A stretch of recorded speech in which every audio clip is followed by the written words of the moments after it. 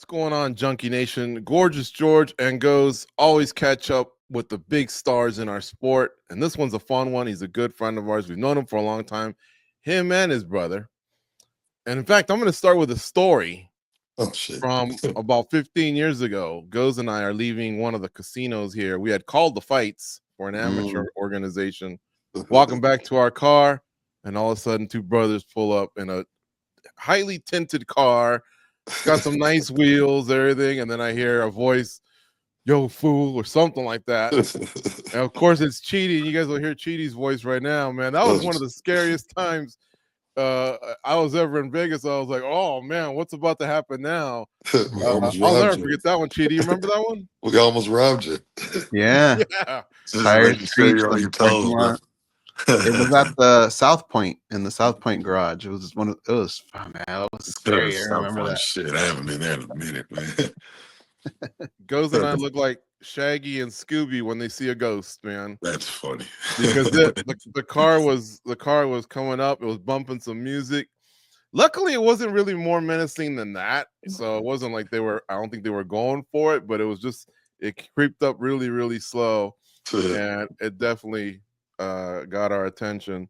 Chidi, all right, now I'm gonna take it in another direction. I often hear about the guys from Extreme Couture. From time to time, they'll bring up Robert Follis. And I wanted to ask you, only because he used to bring you up, Stephan Bonnar. He used to bring you up. You guys trained in the same gym. What kind of an impact did he have on you? And by any chance, did his loss affect you and your bro? Yeah, man. Stephan was a homie.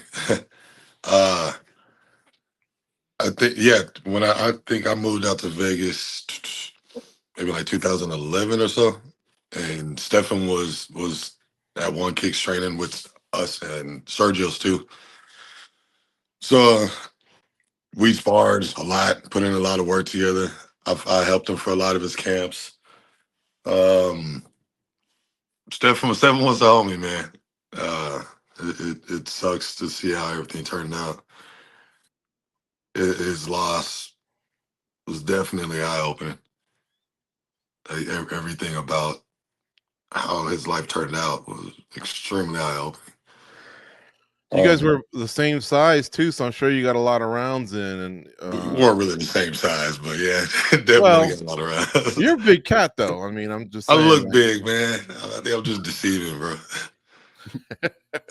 What do you weigh when you're, I guess, not fighting? Outside of camp, I'm maybe less than 200 pounds. Oh, okay. Maybe you're right then. He used to probably float around 235, 240, right?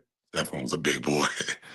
Yeah. He was a big boy. He would never tell me his weight outside of camp. He was a big boy. Chidi, next question here is, when you fight, man, there's a great chance it's going to be explosive, a highlight, maybe a bonus or whatever. And it looks like you're in the co-main event slot, at least according to Typology. I haven't seen what the UFC is talking about, but are you ready to kind of like pounce on this opportunity? You know, you're in your mid-30s now. You have a great opponent who's been in some good wars as well, but are you ready to, like, I guess, take that next step in a co-main, deliver a highlight, and then obviously tell everybody what you want next, make 2025 your bitch? Yeah, big time. Yeah, my main goal is to go out there and put on a show, man. I need to show why I deserve a ranked opponent, and I think this would be a perfect opportunity to do that. My opponent's he's the perfect opponent for my style of fighting, but he's also tough and he's a veteran, and he, like you said, he's been in a lot of wars himself. So there's nobody to take to underestimate it in any kind of way. But I definitely want to display some shit in this fight to show people like really who I am and what's up. Hey, Chidi, you've had a lot of opponents. You've seen a lot of different styles, but as you guys mentioned earlier, this guy's a little different. His movement's a little weird. At this point in your career, like, do you bring people in to kind of mimic these styles, or have you seen so much of these types of styles in the past that it's not really that much different than what you normally get? Yeah, I think it's pretty typical MMA style, I guess. I feel like I fought this guy plenty of times in the past. And I don't necessarily bring people in. I just try to use whatever training partners I got in the gym. How much of a part of your camps is your brother? I know every time I see him, he's doing some kind of movie or something. He seems so happy Superstar. doing it. Superstar. Yeah. Does he is he still hitting the gym pretty hard the way he used to, or is he more movie Hollywood. guy now? That's Hollywood right there, man. We're in the gym together all the time. He has his own spot now in Njokuani Muay Thai. It's over there, like Trop in Arville. Mm-hmm. So he teaches a lot, but I'm up there with him a lot more now, and so he holds pads for me a lot more than we used to in the past. And then now he comes up to strength and conditioning with me too. So he's been working.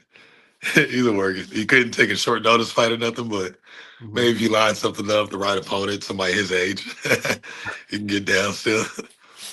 Hey, so when on the same topic of your brother, when you see him talk about acting and all that, and you see this smile that he has, like you could tell it really makes him happy.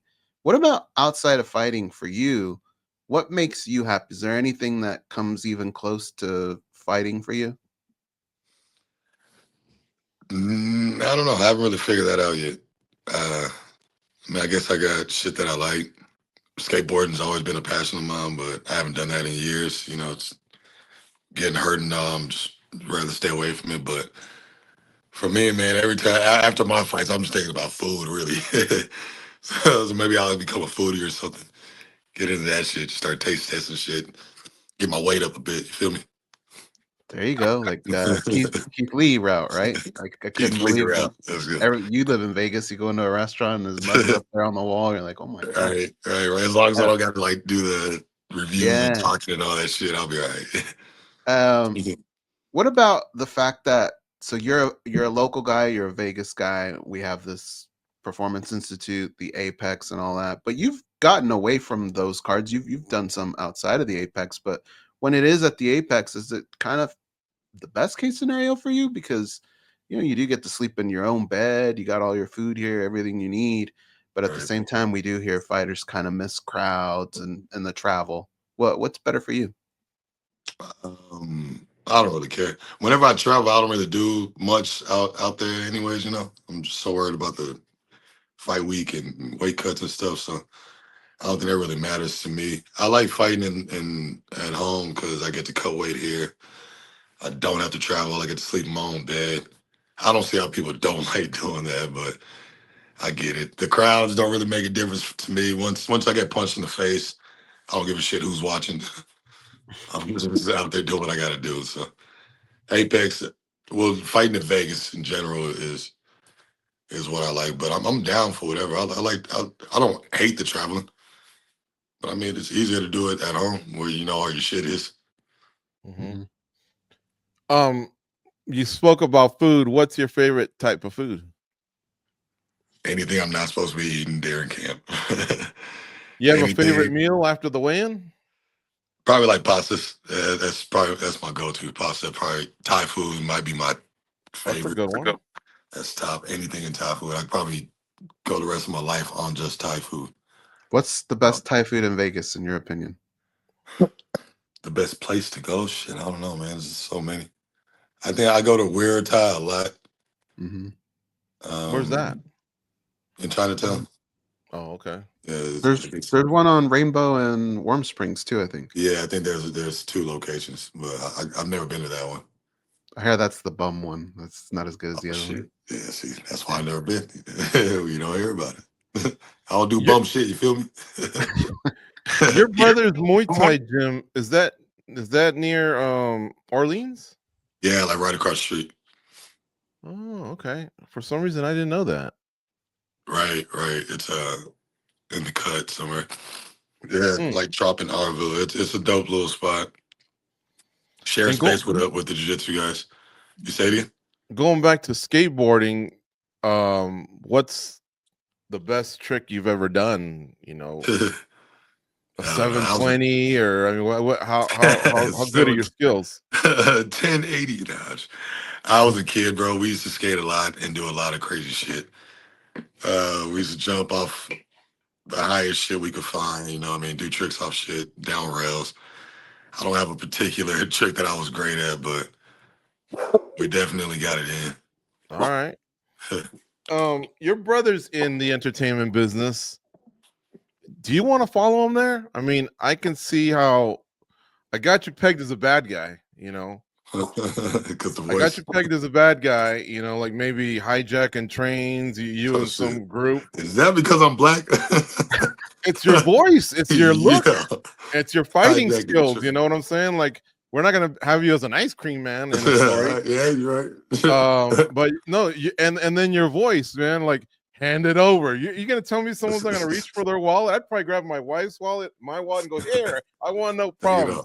No, but yeah, all right. Maybe So, that's what I should start doing after that. Just start robbing people, bro. On skateboard too. That's a good getaway. Movies. Fuck Hollywood. Let's just go straight to the robbing, bro. They all got movies. Keanu Reeves, Matt Damon. They all got their series. Liam Neeson. You know what I'm saying? We need more bad guys, and we've seen. But what you're saying, though, it sounds like it'll work in real life.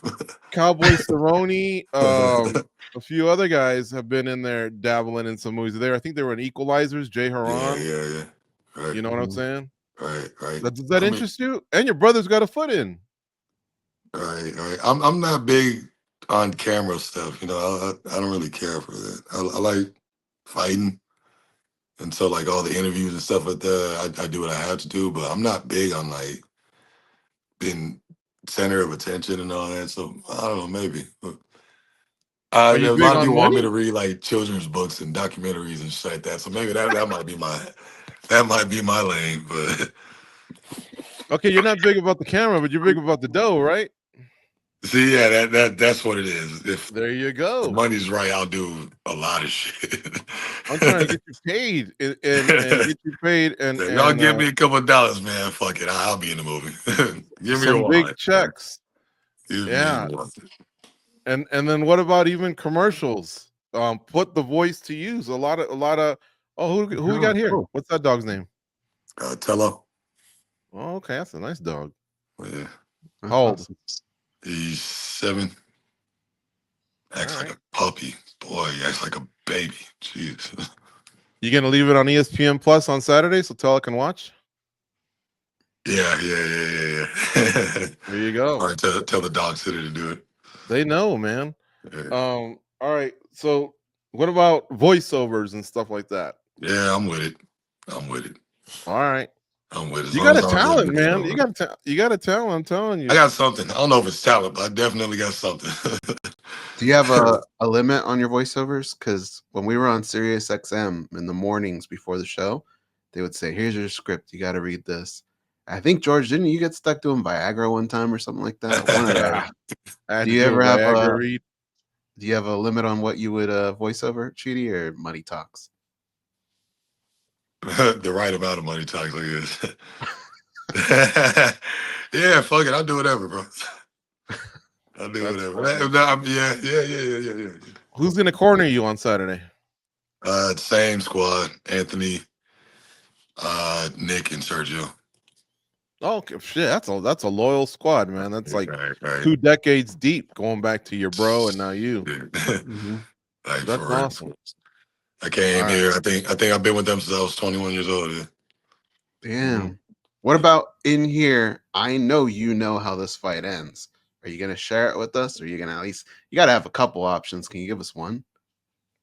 Me winning, like that's the only option, really. The rest, I mean, we can figure it out. Maybe a fucking clinch fest again. Maybe I'll pick them apart from the outside. Who knows? I'll go for a submission. Shit. Do you have a favorite fighter, by the way? A current fighter or even an old school fighter? Favorite fighter? Nah, not even a little bit. No. Nah. Maybe no once one that maybe use their knees or elbows, you know, someone from the Muay Thai world that brought it over to MMA. I don't know if I watch fights enough to have a favorite. I think I'm trying to think. If you probably name some strikers, I'll probably be like, yeah. Shogun? Did you like Shogun style back in the day? Oh, you talking about current fighters or current or past, either one? Oh, yeah, past fighters, yeah, there's a few. Shogun was dope. Silva was dope. I think I like Silva because he was built a lot like me, so I would watch his fights a lot. But How many times have you been to Thailand? once, Wow. not enough. Yeah. Not enough. I need to go back ASAP. That might be something I do after this fight. Get that bonus. All right, man. I promised you we'd keep it short. It's fight week. Hopefully, we took your mind off the weight cut. Your fights are always exciting, man. So I hope you do more interviews, and if you don't, then just do them with us. But seriously, man, I can't wait for Saturday in the co-main event against Dos Santos, Elizeu. I forget how to pronounce his name, but Chidi Njokuani, our guest here, has been doing it for a long time. Thanks for jumping on MMA Junkie Radio with Goz and I, and good luck on Saturday. Thanks for having me, guys.